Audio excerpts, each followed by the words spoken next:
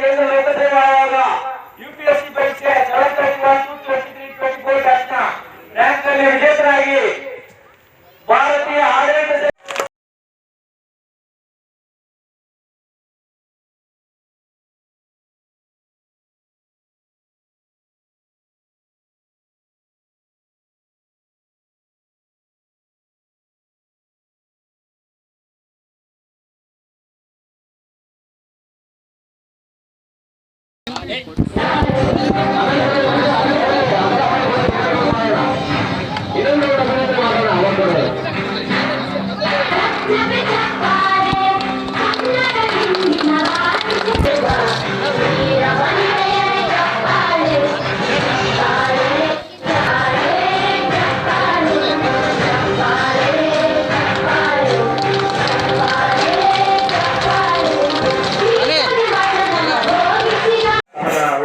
ಮಾತಾಡ್ತಾ ಇದ್ದಾರೆ.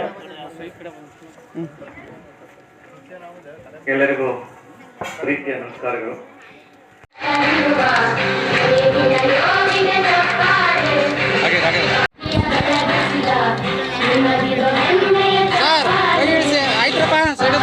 ನಮ್ಮ ಗುರುಗಳಿಗೆ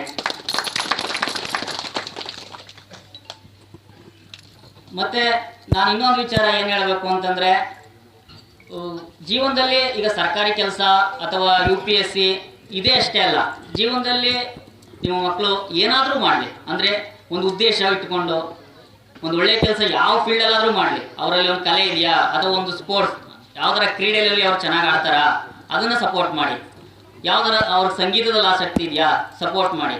ಅಂದರೆ ಎಲ್ಲರೂ ಓದಲೇಬೇಕು, ಎಲ್ಲರೂ ಬರೀ ಮಾರ್ಕ್ಸ್ ತೊಗೊಬೇಕು, ಎಲ್ಲರೂ ಗೌರ್ಮೆಂಟ್ ಜಾಬ್ಗೆ ಹೋಗಬೇಕು ಅನ್ನೋದನ್ನ ನಿಮ್ಮ ಮನಸ್ಸಲ್ಲಿ ಇಟ್ಕೊಬೇಡಿ. ಅವರಲ್ಲಿ ಏನಿದೆ ಕಲೆ, ಅವರಲ್ಲಿ ಏನಿದೆ ಆ ಕಲೆಯನ್ನು ಗುರುತಿಸಿ ನೀವು ಅದಕ್ಕೆ ಸಪೋರ್ಟ್ ಮಾಡ್ತಾ ಬನ್ನಿ. ಆ ಫೀಲ್ಡಲ್ಲಿ ಅವರು ಬೆಳೆಯೋ ಥರ ನೀವು ಬೆನ್ನೆಲುಬಾಗಿ ನಿಂತ್ಕೊಳ್ಳಿ ಅಂತ ನಾನು ನಿಮ್ಮಲ್ಲಿ ಎಲ್ಲರೂ ಕೇಳ್ಕೊಳ್ತೇನೆ. ಮತ್ತು ಯಾವುದೇ ನಾವು ಒಂದು ಡಿಸಿಷನ್ ತಗೊಂಡು ಒಂದು ಏಮ್ ಇಟ್ಕೊಂಡು ಜೀವನದಲ್ಲಿ ನಾವು ಅದನ್ನು ಸಾಧಿಸೋಕ್ಕೆ ಹೊರಟಾಗ ನಮ್ಗೆ ಅದು ಸುಲಭವಾಗಿ ಸಿಗಲ್ಲ. ಅದರಲ್ಲಿ ತುಂಬ ಏರುಪೇರುಗಳು ಇದ್ದೇ ಇರ್ತವೆ. ಇವಾಗ ಸರ್ ಆವಾಗಲೇ ನಾನು ಹೇಳ್ತಾ ಇದ್ದೆ, ಇದು ನನಗೆ ಮೊದಲನೇ ಅಟೆಂಪ್ಟಲ್ಲಿ 2ನೇ ಅಟೆಂಪ್ಟಲ್ಲಿ ಸಿಕ್ಕಿದ್ದಲ್ಲ, ಸತತ 5 ಪ್ರಯತ್ನಗಳನ್ನು ಮಾಡಿದ್ದೇನೆ. ಬಹುಶಃ ನಿಮಗೂ ಗೊತ್ತು, ಲಾಸ್ಟ್ ಸಾರಿ ನಾನು ಇಂಟರ್ವ್ಯೂ ತನಕ ಹೋಗಿ ಆ ಸಾರಿ ಪಾಸ್ ಆಗಿರಲಿಲ್ಲ. ಸೊ ಹಾಗಾಗಿ ನಾನು ಹೇಳೋದೇನೆಂದರೆ, ಅಪ್ಸ್ ಆ್ಯಂಡ್ ಡೌನ್ಸ್ ಇರ್ತದೆ, ಏರಿಳಿತಗಳು ಇರ್ತವೆ, ಎಲ್ಲ ಒಂದೇ ಸಮ ನಡೆಯಲ್ಲ. ಸೊ ಆ ಏರಿಳಿತಗಳಲ್ಲಿ ನಾವು ಎದೆಗುಂದದೆ ನಾವು ನಮ್ಮ ಜರ್ನಿಯನ್ನು ಕಂಟಿನ್ಯೂ ಮಾಡಿದ್ರೆ ನಮ್ಮ ಏಮ್ ಏನಿದೆ ಅದನ್ನು ನಾವು ರೀಚ್ ಆಗ್ಬೋದು, ನಾವು ಜೀವನದಲ್ಲಿ ಏನು ಅಂದ್ಕೊಂಡಿದ್ದೀವಿ ಅದನ್ನು ಸಾಧಿಸ್ಬೋದು. ಮತ್ತು ನಮ್ಮಲ್ಲಿ ಏನು ಅಂತಂದರೆ ಈ ಪ್ರದೇಶ ಹಳ್ಳಿಗಾಡು ಮತ್ತು ಕಾಡಂಚಿನ ಪ್ರದೇಶ, ಇಲ್ಲಿ ನಮಗೆ ವ್ಯವಸಾಯ ಮಾಡೋದು ಕೂಡ ತುಂಬ ಕಷ್ಟ.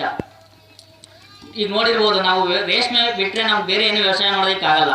ರೇಷ್ಮೆನಲ್ಲೂ ಕೂಡ ಅದು ನಮಗೆ ವೆದರ್ ಸ್ವಲ್ಪ ವೇರಿಯೇಷನ್ಸ್ ಆಯಿತು, ಬಿಸಿಲು ಜಾಸ್ತಿ ಆಯಿತು, ಚಳಿ ಜಾಸ್ತಿ ಆಯಿತು ಅಂದರೂ ಕೂಡ ಅದನ್ನು ಬೆಳೆ ಸರಿಯಾಗಿ ಸಿಗಲ್ಲ. ಸೊ ಬೇರೆ ಬೆಳೆ ಅಂತೂ ಬೆಳೆಯೋದು ಅಸಾಧ್ಯವಾದ ಮಾತು, ಏಕೆಂದರೆ ಇಲ್ಲಿ ಆನೆಗಳ ಕಾಟ, ಹಂದಿಗಳ ಕಾಟ ನಾವು ನೋಡಿದ್ದೀವಿ. ಸೊ ಹಾಗಾಗಿ ಮಕ್ಕಳುಗಳೇನು ಅಂತಂದರೆ, ವಿದ್ಯಾಭ್ಯಾಸ ಒಂದು ಈ ಭಾಗಕ್ಕೆ ವಿದ್ಯಾಭ್ಯಾಸನೇ ಒಂದು ಮೂಲವಾದ ಒಂದು ಏನು ನಾವು ಸೊಲ್ಯೂಷನ್ ಅಂತ ಹೇಳ್ಬೋದು.